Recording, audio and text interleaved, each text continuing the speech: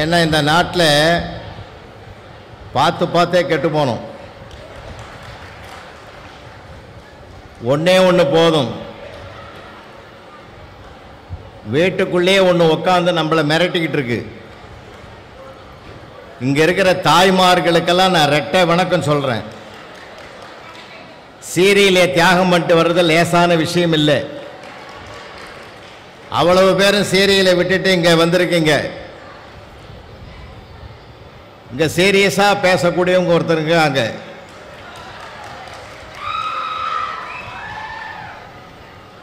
சீரியலை தியாகம் பண்ணிட்டு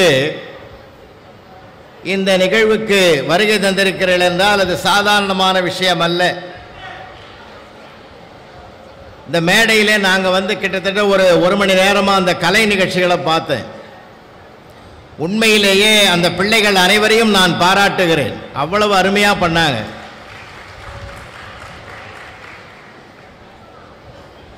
ஒவ்வொன்றும் படிப்பாற்றல் வேற, படைப்பாற்றல் வேற.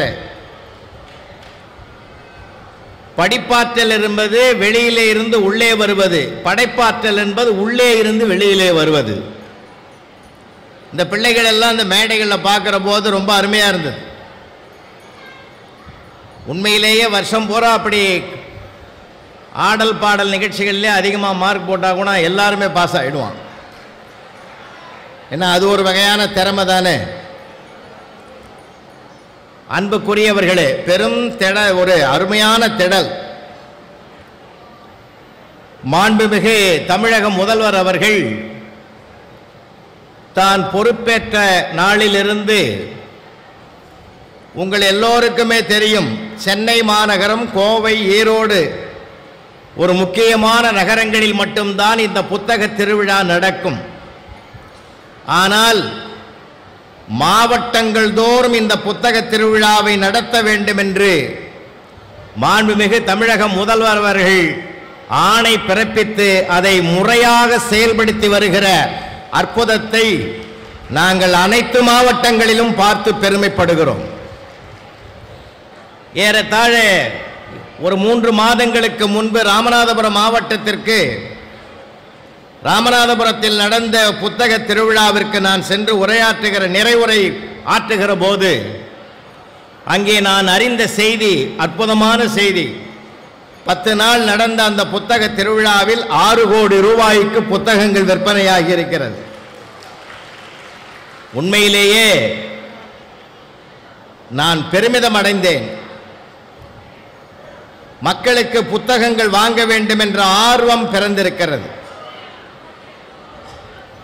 குறிப்பாக நான் இங்கே ரெவென்யூ டிபார்ட்மெண்ட், நம்முடைய வருவாய்த்துறை சார்ந்த பெருமக்கள், ஆசிரியர் பெருமக்கள் எல்லாம் வந்தபோது சில செய்திகளை பகிர்ந்து கொண்டார்கள். ஒவ்வொரு பள்ளியிலிருந்தும் பிள்ளைகளை அழைத்து வந்து, பேருந்து மூலமாக அழைத்து வந்து இந்த புத்தக திருவிழாவில் பங்கு பெற வைத்திருக்கக்கூடிய பாங்கினை பெருமிதமாக சொன்னார்கள். இங்கே 41 அரங்குகள் இங்கே இருக்கிறது. நாம ஒரு லைப்ரரிக்கு போறதை விட இந்த புத்தக திருவிழாவில் 41 லைப்ரரிக்கு உள்ளே போகிற ஒரு அழகையும் அற்புதத்தையும் இந்த புத்தக திருவிழா வளாகத்தில் சாதனை படைத்திருக்கிறார்கள். அவர்கள் அத்தனை பேருக்கும் எங்களுடைய பாராட்டுக்கள். நிறைய புத்தகங்கள் வாங்கின போதுதான் மனிதனுக்கு, அதுதான் என்னுடைய தலைப்பு கொடுத்திருக்கேன், படிப்பது சுகம். இன்னைக்கு பார்ப்பது சுகம் என்று உலகம் பழகி இருக்கிறது.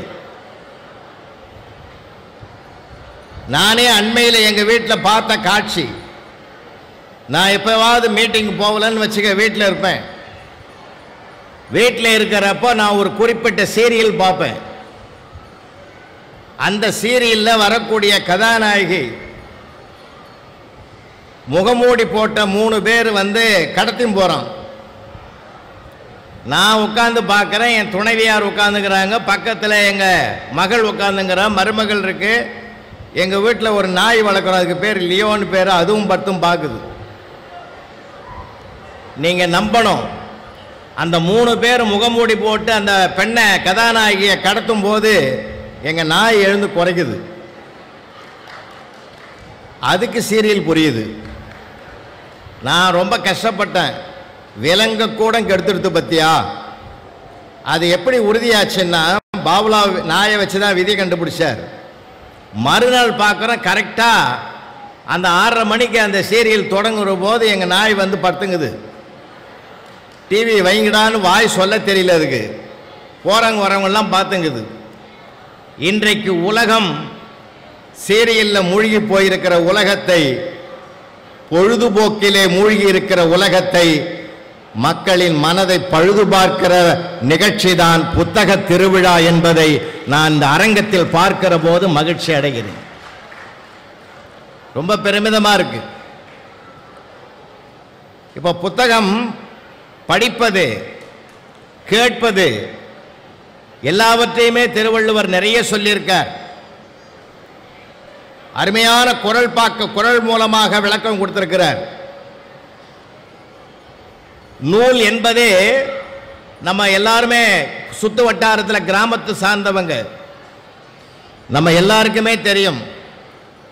கோணல் மாடலா இருக்கக்கூடிய ஒரு மரத்தை கூட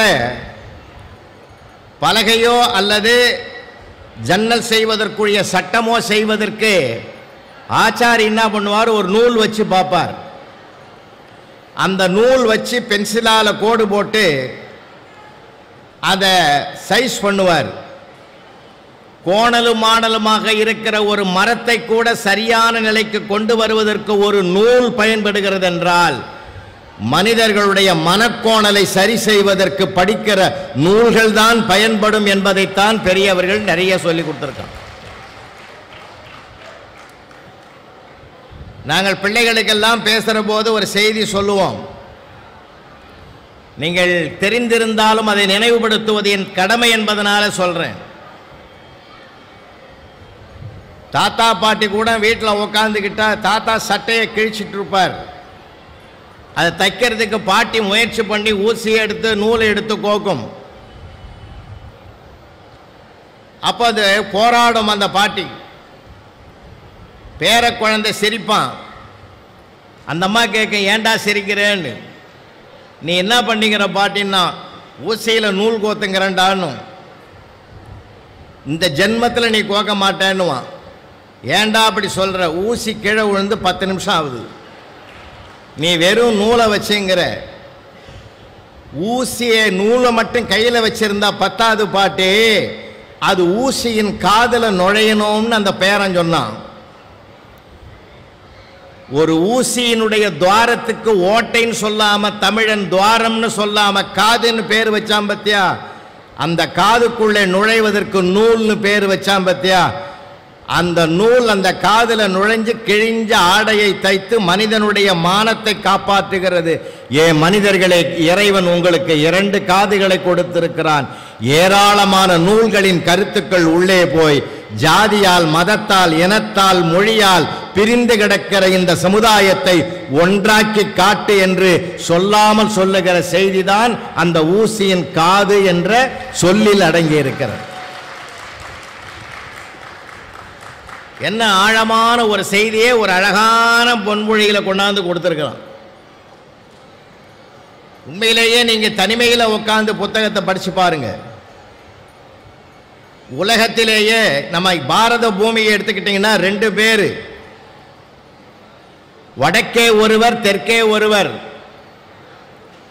அந்த 2 பேரும் லைப்ரரிக்குள்ள நுழைஞ்சாங்கன்னா அவங்க எப்போ வெளியில வராங்களோ அவங்க வந்த பிறகுதான் லைப்ரரியை மூடுவாங்க.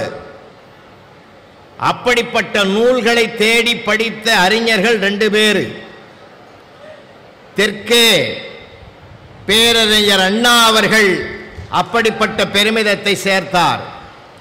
வடக்கே அண்ணல் அம்பேத்கர் அவர்கள் அந்த பெருமிதத்தை சேர்த்தார். இவர்கள் இருவரும் தான் அந்த நூலகத்திற்கு உள்ளே நுழைந்தால், இன்னும் சொல்ல போனால் இவர்கள் நடந்து வருகிற போதே ஒரு நூலகம், ஒரு பல்கலைக்கழகம் வருவதாகவே மக்கள் எழுந்து வணங்குவார்கள். அவ்வளவு ஞான வெளிச்சங்கள் 2 பேருக்குமே இருந்தது. வடக்கே ஒரு அம்பேத்கர் என்றால் தெற்கே ஒரு அம்பேத்கராக பேரறிஞர் அண்ணா வாழ்ந்தார்கள்.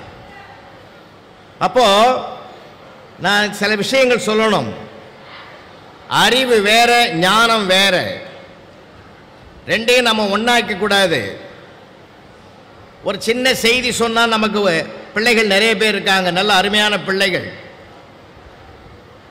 நம்ம வீட்டில் போர் போட்டிருக்கோம். போர் இறைக்கலன்னு வச்சுங்க, ஏர்லாக் ஆகிருக்கும். அந்த ஏர்லாக் ஆனது உடனே ஏரை எடுத்துட்டு என்ன பண்ணுறோம், ஒரு 5 வாளி தண்ணி அந்த பைப்பில் ஊற்றுவோம், மறுபடியும் டைட் பண்ணுவோம். இப்போ சுவிட்சை ஆன் பண்ணோம்னா ஃபோர்ஸாக இறைக்கும்.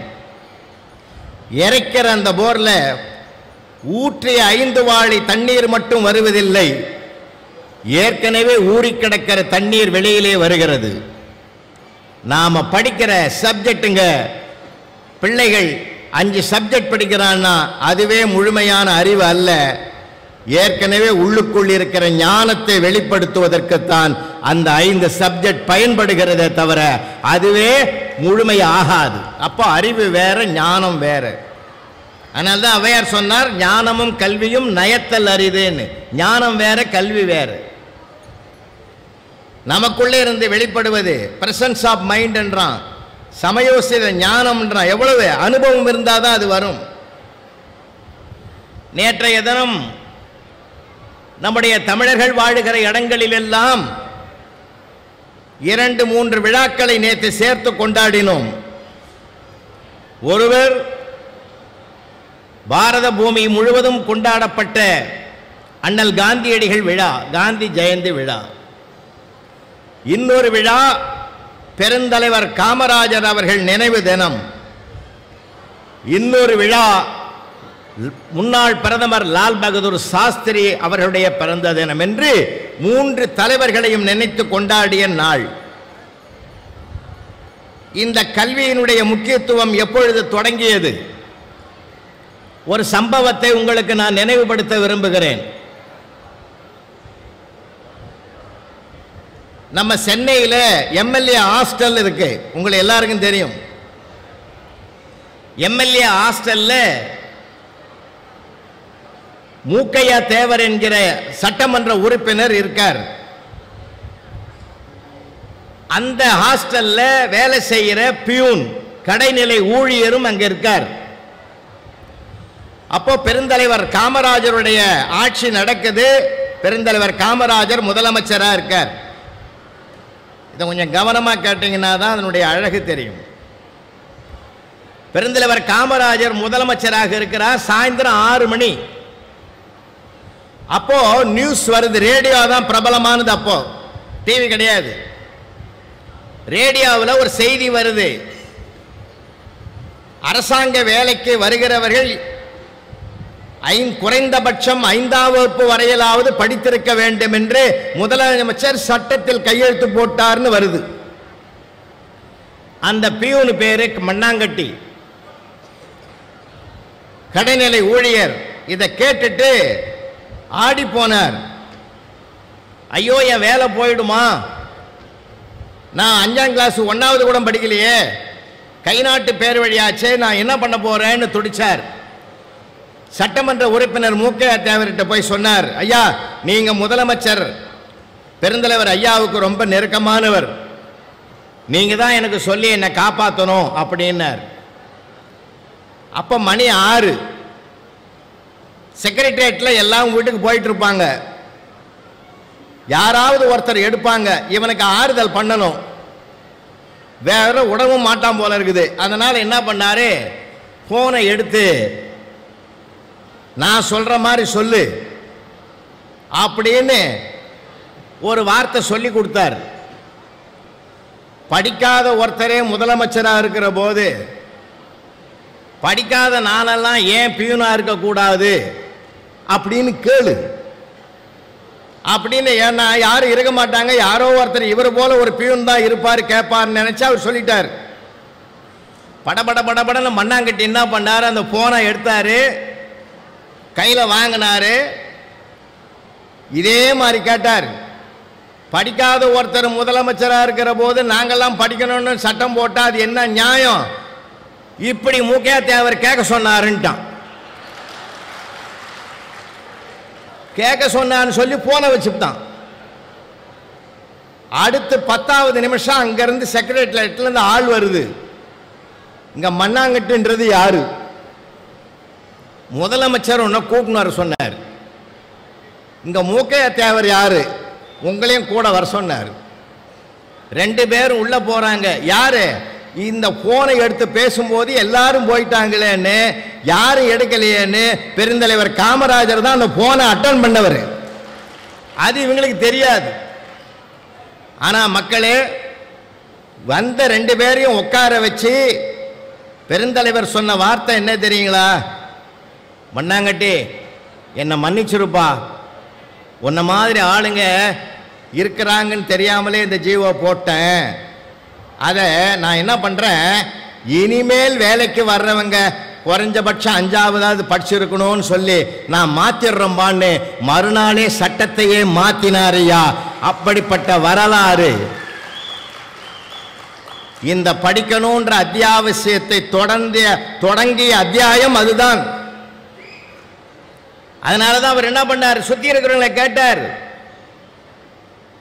ஸ்கூலுக்கெல்லாம், அரசாங்க பள்ளிக்கூடத்துக்கெல்லாம் பிள்ளைகள் வராங்களான்னு கேட்டார். எங்கேயா வராங்க? குடும்ப வாழ்வாதாரத்தை தேடி பிள்ளைகள்லாம் வேலைக்கு போறாங்கய்யா, வருமானம் இல்லையா, அதனால பள்ளிக்கூடம் வரமாட்டேன்றாயா, சாப்பாட்டுக்கு வழி இல்லை அதனால போறேன்யா. அப்படியா? மத்தியானம் சோறு போட்டா படிப்பானா அப்படின்னார். முயற்சி பண்ணலாமேன்னாங்க. மதிய உணவு திட்டத்தை முதலாக உலக வரலாற்றிலேயே தமிழ்நாட்டில் கொண்டு வந்தவர் அவர்தான். இன்றைக்கு அது வேறு விதமான சரித்திரமாக மாறி இருக்கிறது. மத்தியானம் சாப்பிட்டுட்டு மத்தியானம் ஸ்கூலுக்கு வரான், காலையில் வரமாட்டான். அப்ப இவனை காலையிலையும் வரவழைக்கணும்னா என்ன பண்றதுன்னு தான் மாண்புமிகு தமிழக முதல்வர் அவர்கள் நம்முடைய திராவிட மாடல் அரசாங்கத்தின் மூலமாக காலை உணவும் அந்த பிள்ளைகளுக்கு தருவதற்கு ஏற்பாடு செய்திருக்கிறார் என்றால் பெருமைப்பட வேண்டும். எப்படியாவது ஒன்று அவனை படிக்கணும், படிக்க வைக்கணும். ஏன்னா படிக்க வச்சாதான் அவன் கல்வி ஒன்றுதான் ஜாதியை கடந்தது, மதத்தை கடந்தது, இனத்தை கடந்தது. அந்த கல்வியை கொடுத்தாதான் அந்த ஞானம் வெளிப்படும். நான் 2006 முன்னாள் குடியரசுத் தலைவர் டாக்டர் APJ அப்துல் கலாம் அவர்களை ராஷ்டிரபதி பவனிலே சந்தித்து ஐயா அவர்களோடு இருந்து அந்த தேசிய விருதை பெறுகிற பாக்கியம் என் கல்வித்துறை எனக்கு வழங்கிய பெரிய கொடை. அவர் மறுநாள் ஒரு பல்கலைக்கழகத்தினுடைய வளாகத்தில் உரையாற்றுவதற்கு வருகை தந்த போது அவர் என்ன அழகா பேசினார், அதை உங்களுக்கு நினைவுபடுத்துறேன். ஏற்றிய மெழுகுவத்தியை அவர் கையிலே கொடுத்து குத்துவிளக்கை ஏற்ற சொன்னார்கள்.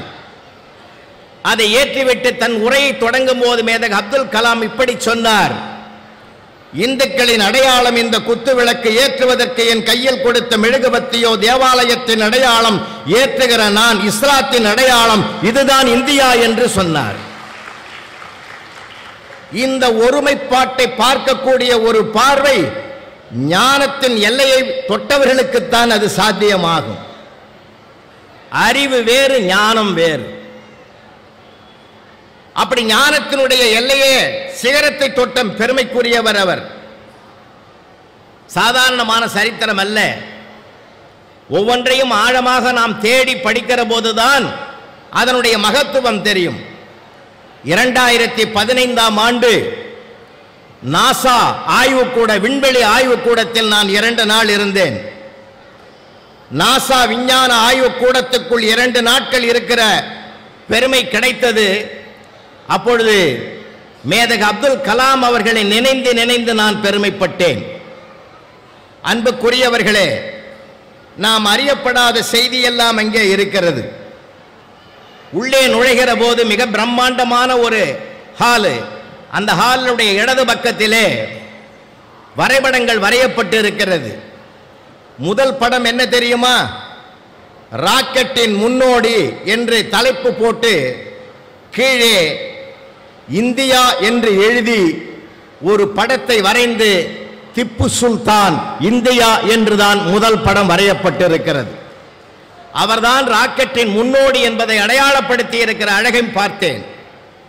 அது மட்டுமல்ல, இன்றைக்கு இந்த கடலூர்ல இந்த மேடையில் என்ன நடக்குதுன்னு அவங்க பார்க்க விரும்பினா அடுத்த செகண்டே பார்க்கலாம், அடுத்த வினாடியே பார்க்கலாம். ஆனால் அப்படிப்பட்ட ஒரு நாசாவை கூட பொக்ரான் அணுகுண்டு சோதனை 45 மணித்துளிகளுக்கு பிறகுதான் தெரிய வந்தது என்றால் நாசாவின் விஞ்ஞான கண்ணையே மூடிய பெருமை மேதக அப்துல் கலாம் அவர்கள் என்ற ஒற்றை மனிதருக்குத்தான் சார். அப்போ பாரத பிரதமராக இருந்தவர் யாரு? அடல் பிஹாரி வாஜ்பாய் அவர்கள். அடல் பிஹாரி வாஜ்பாய் அவரிடத்தில் போய் மேதக அப்துல் கலாம் கேட்கிறார், ஒரு அணுகுண்டு சோதனை நடத்தலாமா? அப்ப அவர் சொன்னார், எப்பா உனக்கு எனக்கும் தான் தெரியுது, இந்த ரகசியம் வெளிப்பட்டா வம்பா போயிடுமேன்னார். அப்ப கலாம் ஐயா சொன்னாங்க, இந்த ரகசியம் வெளியிலேயே போவாது. எதை வச்சு சொல்ற? உங்களுக்கும் கல்யாணம் ஆகல, எனக்கும் கல்யாணம் ஆகல, ஒரு காலத்திலே ரகசியம் வெளியில போவாது. அன்புக்குரியவர்களே, அந்த பொக்ரான் அணுகுண்டு சோதனை சாதாரணமான சரித்திரம் அல்ல. அதற்கு பின்னால் என்ன நடந்தது தெரியுமா? அதுதான் மனிதருள் கடவுளாக மகத்துவம். அந்த ஞான வெளிச்சத்துக்கு கிடைத்த பெருமை என்னவென்றால், அமெரிக்கா விலை பேசலாம், பல கோடி டாலர்கள் தரேன், மில்லியன் டாலர்கள் கொடுக்கிறவங்க ஃபேமிலியை செட்டில் பண்ணிட்டு நீ அமெரிக்காவுக்கு வந்துருன்னு அப்துல் கலாமை அழைத்தார்கள். என் உடலும் உயிரும் இந்திய மண்ணுக்கே சொந்தம் என்று மறுத்த மாமேதை தான் அவர். இதெல்லாம் பாட புத்தகத்தில் வராது. அவன் 2 மார்க்குக்கு 3 மார்க்கு தான் படிக்கிறான். மார்க்குக்கு படிப்பது அல்ல, மதிப்பு பெற வேண்டும் என்றால் நூலகத்தில் தான் நிறைய நூல்களை தேடி சென்று படிக்க வேண்டும். படிக்கிறத பழக்கமாக்கிடுங்க. படித்து அதை அனுபவிக்கிற போது வருகிற சுகம் இருக்குது தெரியுமா? அது ஒவ்வொருவரும் அனுபவிக்கிற போது அவர் அதான் நம்ம அருட்பிரகாச வள்ளலார் பாடுவார், ஊனினை சுருக்கி உள்ளொளி பொறுக்கி உழைப்பில ஆனந்தம் தரும். அப்படிப்பட்ட பெருமைக்கு உரியது. அது சாதாரணமானது அல்ல. அந்த திருவாசகத்தை படித்து உருகுகிற போது கூட அவர் சொன்ன வார்த்தை அது, பாலோடு தேன் கலந்த சுவை போல நான் படிக்க படிக்க எனக்கு உள்ளத்தை உருக்கியதுன்னு டாக்டர் ஜியு போப்பு அவர் உயில் எழுதி வச்சார். நான் இறக்கும் போது என் கல்லறையில் ஒரு தமிழ் மாணவன் என்று எழுதி வை. எவ்வளவு தமிழை நேசிச்சிருக்கிறான் பாருங்க. இப்போ நமக்கு அது அந்த மொழி பற்றும் குறைஞ்சிக்கிட்டு வருது. ரொம்ப வருத்தத்தோடு சொல்றேன். தமிழை நல்லா படிக்க வைங்க, தமிழ் நூல்களை நிறைய படிக்க வைங்க. தமிழ் வாழ்க்கை மொழி, ஆங்கிலம் வணிக மொழி. நீங்கள் வசதிகளை தேட வேண்டுமா? ஆங்கிலத்தை படிக்க வைங்க. வாழ்க்கையை அனுபவிக்கணுமா? தமிழை படிக்க வைங்க. ஒன்று வணிக மொழி, இன்னொன்று வாழ்க்கை மொழி. சாதாரணமானது இல்லை, ரொம்ப அற்புதமான மொழி நம்ம மொழி. நிறைய விஷயங்களை கொண்டுகிட்டே போகலாம். நீங்க நம்ம நல்ல நூல்களை வாங்கி கொடுங்க. முதல்ல பெற்றோர்களுக்கு நான் வணங்கி கேட்கிறேன். பெற்றோர்கள் தான் முதல்ல பிள்ளைகளுக்கு வழிகாட்டணும். அதனால்தான் மாதா பிதா என்று சொன்னார்கள். நான் இந்த தலைப்பை பார்த்ததையும் நான் படிக்கும்போது 4ஆம் வகுப்புல நடந்த ஒரு சம்பவம் எனக்கு ஞாபகம் வந்துடுச்சு. அப்பதான் முதலாக கட்டுரை எழுதுறோம், கடிதம் எழுத பழகிறோம். எங்க ஆசிரியர் 2 தலைப்புல கட்டுரை கொடுத்து படிச்சுட்டு வாங்க, இது பரீட்சைக்கு வரும், இதுல ஏதாவது ஒண்ணுதான் வரும், அதனால 2ஐயும் தரோவா படிச்சுட்டு வாங்க அப்படின்னு எங்க ஆசிரியர் சொல்றாரு. ஒன்று பசுமாடு, இன்னொன்று தென்னை மரம். எனக்கு 2 கட்டுரையும் படிக்கிறது ரொம்ப கஷ்டமா இருந்ததுனால நான் பசுமாட்டை மட்டும் படிச்சுட்டு வந்துட்டேன். ஆனா அங்க கேட்ட கட்டுரை என்ன தெரியுங்களா? தென்னை மரம் பற்றி கட்டுரை வரைகன்னு கேட்டிருக்குது. நான் படிச்சுட்டு வந்தது பசுமாடு. நான் கொஞ்சம் கூட அசரவே இல்லையே, பசுமாட்டை பற்றி கட்டுரை எழுதிட்டே வந்தேன். பசுமாடு சாந்தமானது, பால் தரும், கோமாதாவாக அதை வழிபடுவார்கள், நல்லா எழுதிட்டு வந்துட்டு கடைசியில் அந்த கட்டுரையை முடிச்சோம் பாருங்க. இப்படிப்பட்ட பசுமாட்டை தென்னை மரத்தில் கொண்டு போய் கட்டுவார்கள் அப்படின்னு முடிச்ச. நீங்க நம்ப மாட்டீங்க, 10க்கு 8 மார்க் போட்டாங்க. 10க்கு 8 மார்க்கு. இப்போ நான் ஒரு தனியார் கல்லூரியில் பேராசிரியராக இருக்கிறேன். என் வகுப்புலேயும் ஒரு சம்பவம் நடந்தது. இன்னைக்கு 5 வயது முதல் 60 வயது வரை விரும்பக்கூடிய விளையாட்டு கிரிக்கெட்டு.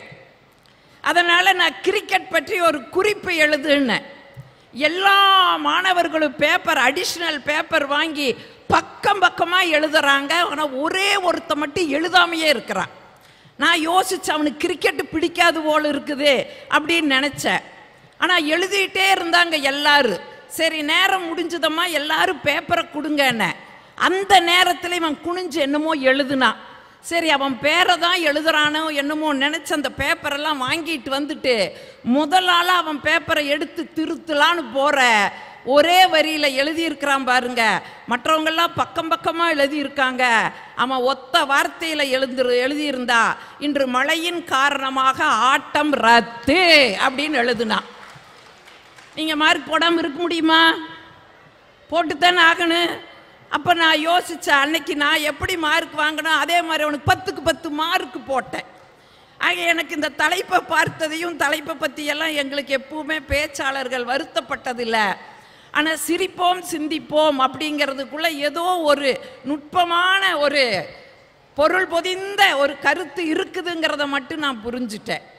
ஏன் இன்னைக்கு இந்த தலைப்பை பற்றி நம்ம பேசணும் அப்படின்னா, நீங்கள் நம்ம பழமை, நம் முன்னோர்கள் வாழ்ந்த வாழ்க்கையில் நிறைய இழந்திருக்கிறோம். எனக்கு முன்னால் என் தம்பி பேசும்போது சொன்னால், கூட்டு குடும்பம் கிடையாது, உறவுகள் கிடையாது, இந்த மாதிரி நிறைய இழந்திருக்கிறோம். அந்த இழந்ததில் நம்ம மகிழ்ச்சியையும் இழந்திருக்கிறோம் அப்படிங்கிறது நமக்கு தெரியறது இல்லைங்க. நம்ம முன்னோர்கள் சொன்னாங்கல்ல, வாய் விட்டு சிரித்தால் நோய் விட்டு போகும். நாங்கள் சொன்னாங்கல்ல, வாய் விட்டு சிரித்தால் நோய் விட்டு போகும். நாங்கள் நீங்கள் யோசிச்சு பாருங்க, இன்னைக்கு எத்தனை பேர் சிரிக்கிறோம், எத்தனை பேர் சிரிக்கிறோம். ஒரு கணக்கெடுப்பு சொல்லுது, ஒரு நாளைக்கு 200 முறை யார் சிரிக்கிறாங்கன்னா பிறந்த குழந்தை தான் சிரிக்குதா. பிறந்த குழந்தை ஒரு நாளைக்கு 200 தடவை சிரிக்குதா. எந்த காரணமும் அதுக்கு தேவையில்லை. ஒரு கிளுகிழுப்பையை கொண்டு போய் இப்படி ஆட்டுனா கெக்க கெக்கன்னு சிரிக்குது. ஒரு கிச்சு கிச்சு கிச்சு கிச்சுனா கெக்க புக்கேன்னு சிரிக்குது. ஏங்க, நான் இப்போ உங்ககிட்ட ஒரு கேள்வியை கேட்குறேன். அந்த குழந்தை தாங்க வளர்ந்து இன்னைக்கு குமர பருவத்தில் நாம் உட்கார்ந்துருக்கிறோம். அந்த 200 முறை சிரித்த குழந்தை தானே நாம் இன்னைக்கு. இப்போ நாம் இன்னைக்கு ஒரு நாளைக்கு எத்தனை தடவை சிரிக்கணும்? சிரிக்கிறோமா? அதே கணக்கெடுப்பு தான் சொல்லுது, ஒரு மனுஷன் ஒரு நாளைக்கு 13 முறை தான் சிரிக்கிறோமா. 13 முறை தான் சிரிக்கிறோமா. சரி, சிரிப்பில் அப்படி என்ன இருக்குது அப்படின்னா, ஏன் முன்னோர்கள் வாய் விட்டு சிரிச்சா நோய் விட்டு போகும்னு சொன்னாங்க தெரியுமா? வாய் விட்டு சிரிச்சோம்னா உடம்புல இருக்கிற அத்தனை தசையும் சுருங்கி விரியுமா. அப்படி சுருங்கி விரிஞ்சதுன்னா மாரடைப்பு வராது அப்படிங்கிறத முன்னோர்கள் கண்டுபிடிச்சிருக்கிறாங்க. ஆனா இன்னைக்கு நம்ம ஆளுக்கு பார் அடைப்புனாலே மாரடைப்பு வருதுங்களா இல்லையா? ஒரு நாள் பார் அடைக்கிறேன்னு சொல்லுங்க, நிறைய பேருக்கு மாரடைப்பு வந்துடுது. அப்ப குழந்தையா இருக்கும்போது சிரிச்ச நாம இன்னைக்கு சிரிக்க மறந்து இருக்கிறோமே, என்ன காரணம் அப்படிங்கிறத கொஞ்சம் யோசிச்சு பார்த்தா, நீங்க வெளிநாடுகளில் போய் பாருங்க, 5 நாள் வேலை செய்வா, 2 நாள் ₹1,00,000 கொடுத்தாலும் வேலை செய்ய மாட்டா. ஏன் தெரியுமா? அவனுடைய அப்படியே அந்த மன உளைச்சலுக்கு ஒரு விடிவு தேடுவா. எங்க போவான் தெரியுமா? லாஃபிங் கிளப் அப்படின்னு ஒரு கிளப் வச்சிருக்காங்க. அதுல போய் $700 $800 கொடுத்துட்டு தனி ஒரு ஆளா உட்கார்ந்து கெக்கப்புக்கன்னு சிரிச்சிட்டு வர்றாங்க. வெளிநாடுகளில் இன்னைக்கு நடக்குது. ஆனா நம்ம நாட்டுல தாங்க நம்ம வாழ்க்கையோடு மகிழ்ச்சி இருக்குதுங்கிறத நம்ம தொலைச்சு உட்கார்ந்து இருக்கிறோம். இப்போ மோகன சுந்தரன் சொல்லும்போது நீங்கள் கேட்டீங்க, எங்கள் அக்கா வந்து அப்படியே சிரிக்க சிரிக்க பேசுவாங்க. அது பெண்களில் நகைச்சுவையோடு பேசுறது ரொம்ப கஷ்டம், ஆனால் எங்கள் அக்கா அப்படி பேசுவாங்கன்னு சொன்னாங்க. இந்த நகைச்சுவையை நான் எங்கிருந்து எடுக்கிறேன் தெரியுங்களா? வெளியிலெல்லாம் நான் தேட மாட்டேன், என் வீட்டிலிருந்து தான் நகைச்சுவையை எடுப்பேன். எனக்கு கல்யாணமான புதிதில்லைங்க, எங்கள் அப்பா வசதி வாய்ப்பில்லை எனக்கு. என்னை கட்டி கொடுக்கும்போது எங்கள் அப்பா ஒரு டிவிஎஸ் 50 செகண்ட்ஸில் வாங்கி கொடுத்தாரு. அவர் வசதிக்கு அவ்வளவுதான் முடிஞ்சுது. ஒரு டிவிஎஸ் 50 செகண்ட்ஸ் வாங்கி கொடுத்தாரு. அது 25 போகிறதே பெருசு. அதில் என்னையும் பேர் உட்கார வச்சுட்டு ஓட்டணுமா பாரு. அதுக்கு ஒருத்தர் கை தட்டுறாரு. சார், இந்த உருவத்தை வச்சு முடிவு பண்ணாதீங்க சார், இன்னைக்கு தான் இப்படி இருக்கிற, அன்னைக்கெல்லாம் நான் சிம்ரன் மாதிரி சிக்குன்னு இருந்தேன் சார். இல்லை ஒரு பேச்சுக்கு சொல்லி வைப்பங்களே, அப்படிதான் இருந்த. என்னையும் உட்கார வச்சு ஓட்டிட்டு போகணுமா? ஓட்டிட்டு போனோம். நாங்கள் கிராமம், குக்கிராமம் எங்கள் ஊர். வண்டி தடம் தான் அன்னைக்கெல்லாம். அந்த வண்டி தடத்தில் இந்த வண்டியை ஓட்டிட்டு போனாரா, என்னாச்சு தெரியுங்களா? 10 எருமை மாடு குறுக்க நின்றுச்சு. என் வீட்டுக்காரருக்கு எங்கள் அப்பா மேலே இருக்கிற கோபம். உடனே கேட்டார், என்னடி உன்ற சொந்த பந்தமெல்லாம் இங்கே வந்து நிற்குதுன்னு கேட்டார். நான் சுதாகரிச்சுக்கிட்டேன். ஓ மனுஷ கோபத்தை வெளிப்படுத்துறாருன்னு சுதாகரிச்சுட்டு பதில் சொன்னேன். ஆமாங்க, எல்லாம் என்ற சொந்த பந்தம் தாங்க, கல்யாணத்துக்கு அப்புறம் வந்த சொந்த பந்தமுங்க. இது என் மாமியாளுங்க, இது என் மாமனாருங்க, இது என் மச்சாண்டாருங்க, இது என் கொழுந்தனாருங்க, இது என் பெரிய நங்கையா, இது சின்ன நங்கையான்னு சொன்ன பாருங்க. நீங்க நம்பவே மாட்டீங்க. அந்த மனுஷ கோபத்தை எல்லாம் மறந்து வண்டி ஓட்டுறதையும் கூட நிறுத்திட்டு கலகல கலகலன்னு சிரிச்சாருன்னு சொன்னா, வாழ்க்கைக்குள்ள இவ்வளவு மகிழ்ச்சி இருக்குது. என்னைக்காவது நம்ம வீட்டில் யோசிச்சு பார்த்துருக்குறோமா? இல்லை உங்கள் வீடுகளெல்லாம் எப்படின்னு தெரியல. எங்கள் வீடுகளெல்லாம் பாங்க, சாப்பாடு போடும்போது எங்கள் வீட்டுக்காரருக்கு சாப்பாட்டில் கல் இருந்தாலும் கோபம் வரு, தலைமுடி இருந்தாலும் கோபம் வரு. அது இருந்ததுன்னா ஒரே சத்தம் போடுவார். என்ன இது முடியெல்லாம் போட்டு சாப்பாடு ஆக்கி இருக்கிற அப்படின்னு கோபப்படுவார். நான் எப்பவுமே சொல்லுவேன், உங்களுக்கும் அதை ஒரு டிப்ஸாக கொடுக்குறேன். ஒரு சமயம் அந்த மாதிரி முடியல சாப்பாட்டில் முடி இருந்ததுன்னு வைங்க, கோபிக்காதீங்க, அதை அப்படியே கையில் எடுங்க, வீட்டுக்கார அம்மாவை கூப்பிடுங்க, கூப்பிட்டு ஒரு கவிதை மழை சொல்லுங்க. இந்த முடி இலையில் இருந்தாலும் அழகு, உன் தலையில் இருந்தாலும் அழகுன்னு சொல்லி பாருங்க. அடுத்த நாள் இலக்கண சுத்தமா அந்த அம்மா சோறாக்கு. இந்த மனுஷன் நேத்தே கவிதை படிச்சாரு, இன்னைக்கும் படிப்பாரு அப்படின்னு இலக்கண ஏங்க இதெல்லாம் நம்ம வாழ்க்கைக்குள்ள இருக்குதுங்க.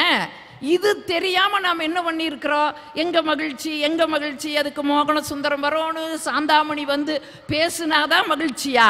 வீட்டுக்குள்ள பேசுங்க, மனம் விட்டு பேசுங்க. இப்போ இவ்வளவு தூரம் நான் ஒரு வெற்றியடைந்த பெண்மணியா நான் வளம் வர்றேன். என்னை சகோதரர் அறிமுகப்படுத்தும் போதும் கூட சொன்னாரு, கொங்கு தமிழை உலகம் முழுவதும் கொண்டு போறாங்கன்னு. உண்மைதாங்க. உங்க மாவட்டத்துக்கு நீங்க பேசுற தமிழும் எங்க கொங்கு மாவட்டத்தில் நாங்க பேசுற தமிழும் கொஞ்சம் வித்தியாசமா தான் இருக்கு. நாங்க எல்லாமே மரியாதையா பேசுவோம். அப்பா நாங்க என்ன மரியாதையெல்லாம் பேசுறோமா அப்படின்னு நினைக்காதீங்க. உங்க வட்டார வழக்கு வேற, எங்க வட்டார வழக்கு வேற.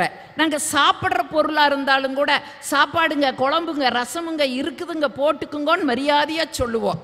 அட யாராச்சும் கொலை பண்றோன்னு வைங்க, கொலையுங்க, செய்யறமுங்கோ, வெட்டுறமுங்கோ, புதைக்கிறமுங்கோ, எரிக்கிறமுங்கோன்னு எங்க கொலை செய்யறதையும் கூட மரியாதையா தான் பேசுவாங்க. இது எங்க ஊர் வழக்கம். நீங்க இதை அப்படியே இந்த வாசகம் எடுத்துட்டு எங்க ஊர்ல காய்கறி மார்க்கெட்டில் நாங்க போய் அக்கா எப்படி கீரை அப்படின்னு கேட்டோம்னு வைங்க, எங்க ஊர் அக்கா சொல்லு, கண்ணு கட்டு 10 ரூபா, கட்டு 15 ரூபாய்ங்க. இந்த வாசகத்தை எடுத்துட்டு உங்க ஊரு அதை தாண்டி சென்னையில வந்து எப்படி கீரை அப்படின்னு கேட்ட என்ன சொல்லுவீங்க? எனக்கு என்ன, நான் நல்லா தான் கீரை அப்படிம்பீங்க. வார்த்தை ஒண்ணுதான் இல்லைங்களா? எங்க ஊர்ல காய்கறி மார்க்கெட்ல போய் எப்படி உருளை அப்படின்னு கேட்டா அந்த அக்கா சொல்லு, உருளைக்கிழங்குக்கு விலை சொல்லு, கிலோ 30 ரூபா, 35 ரூபாய்ங்க. இதே வாசகத்தை எடுத்துட்டு உங்க ஊரையும் சென்னைக்கும் போய் எப்படி உருளைன்னா என்ன சொல்லுவீங்க? இது நம்ம மார்க்கெட்டு, எப்படி வேணாலும் உருளும்பீங்க. வார்த்தை ஒண்ணுதான் இல்லைங்களா? ஆனா போய் சேர இடத்துக்கு அது மாறுது இல்லையா? அப்ப அந்த கொங்கு தமிழை உலகம் முழுவதும் கொண்டு போறதுனால உண்மையிலேயே நீங்க நம்ப மாட்டீங்க. வெளிநாடெல்லாம் போனா பேசி முடிச்ச பிறகு ஓடி வந்து கட்டி பிடிச்சுக்குவாங்க, கண்ணீர் விடுவாங்க, விட்டுட்டு சொல்லுவாங்க, பாருங்க நம்ம ஊரை தாண்டி பல மைலுக்கு அப்பால வந்து இருக்கிறோம்னு நினைச்சோம், உங்க பேச்ச கேட்ட உடனே நம்ம ஊருக்கே வந்துட்டு வந்த மாதிரி இருக்குதுங்க அப்படின்னு சொல்லுவாங்க. பாருங்க, உண்மையிலேயே அதுல இருக்கிற மகிழ்ச்சி வேற எதுலையுமே நமக்கு கிடையாதுங்க. ஆனா எவ்வளவு மகிழ்ச்சி நம்ம வாழ்க்கைக்குள்ள இருக்குது, அதை தெரியாம நம்ம அங்கேயும் இங்கேயும் தேடிக்கிட்டு இருக்கிறோம். என் தம்பி சொன்னதில் எனக்கு ரொம்ப ஒரு வருத்தம் உண்டு. கூட்டு குடும்பமாக அன்னைக்கு இருந்தோம், உண்மைதாங்க, எவ்வளவு மகிழ்ச்சியாக இருந்தோம். வீடே நம்மளுக்கு வாழ்க்கையை கற்றுக் கொடுத்துச்சுங்க. வீட்டுக்கு என்ன வச்ச, முதல்ல படின்னு வச்சு கட்டுனோம், அடுத்தது நடைன்னு வச்சோம். இந்த சொல்லெல்லாம் வழக்கில் இல்லைங்க இன்னைக்கு. அன்னைக்கு வீட்டுக்கு முன்னால கட்டுறதுக்கு படின்னு பேர் வச்சோம், அதுக்கடுத்து நடை அப்படின்னு வச்சோம், அதுக்கடுத்து கூடாரம்னு வச்சோம். இன்னைக்கு இதெல்லாமே கிடையாது, வழக்கில் இல்லை. படி, வாழ்க்கையை படி, நடை, படித்தபடி நட, கூடாரம், எல்லாரும் கூடி உட்கார்ந்தோம். கூட்டு குடும்பமா, அக்கா தங்கச்சி நங்கையா கொழுந்தியா மாமனாரு மாமியா மச்சாண்டாரு. ஏங்க இந்த உறவு சொல்லெல்லாம் நம்மளோட தமிழில் தாங்க இருக்குது, தமிழில் தான் இருக்குது. வேற மொழிகளில் இருக்குதா இந்த மாதிரி நங்கையா கொழுந்தியா நாத்தனாரு மச்சாண்டாரு? வேற மொழியில் இருக்குங்களா? வேற மொழியில் 2 வார்த்தை தான் இருக்கு, அங்கிள் ஆண்டி. அப்பங்கூட பிறந்தாலும் அங்கிள், அம்மா கூட பிறந்தாலுமே ஆண்டி. இந்த சொல்லுதான் தமிழில் தாங்க இவ்வளவு உறவு சொல் இருக்கு. ஆனால் இதில் வருத்தம் என்ன தெரியுங்களா? இனி 2055க்கு பிறகு இந்த உறவு சொல்கள் எல்லாம் காணாமல் போய்விடும். 2 சொல்லுதான் இருக்கு, அங்கிள் ஆன்டி என்ற 2 சொல்லுதான் இருக்குன்னு சொல்லி உலக ஆய்வாளர்கள் சொல்றாங்கன்னா நம்ம எத்தனைய இழந்துட்டு இருக்கிறோம் பாருங்க. அந்த கூடாரத்தில் எல்லாரும் கூடி உட்கார்ந்து கேலி கிண்டல் இதெல்லாம் பேசி விட்டு கொடுக்கறதுனா என்ன, பகிர்தல்னா என்ன, புரிதல்னா என்ன, இப்படி மகிழ்ச்சியா வாழ்ந்தோம் இல்ல. இன்னைக்கு இந்த வீடு இப்படி கட்டுறோமா, நட வச்சு கட்டுறோமா, படிக்கட்டு வச்சு கட்டுறோமா, கூடாரம் வச்சு வீடு கட்டுறோமா? இல்லையே, மாறி போச்சே. அட்டாச்சு அவுட் ஹவுஸ், இந்த 2 தான் இன்னைக்கு. கட்டும் போதே அட்டாச்சு பாத்ரூம் அவுட் ஹவுஸ் போட்டு கட்டுறோம். ஏன் அட்டாச்சில் இருக்க வேண்டியவங்களை எல்லாம் கொண்டு போய் அவுட் ஹவுஸில் வச்சிடறோம், அவுட்டரில் இருக்க வேண்டிய கழிவறையும் குளியலறையும் கொண்டு வந்து அட்டாச்சுக்குள்ள வச்சோம். இந்த தகவல் உங்களுக்கு பிடிச்சிருந்தா லைக் பண்ணுங்க, உங்க ஃப்ரெண்ட்ஸுக்கு ஷேர் பண்ணுங்க, மறக்காம எங்க சேனலுக்கு சப்ஸ்கிரைப் பண்ணுங்க.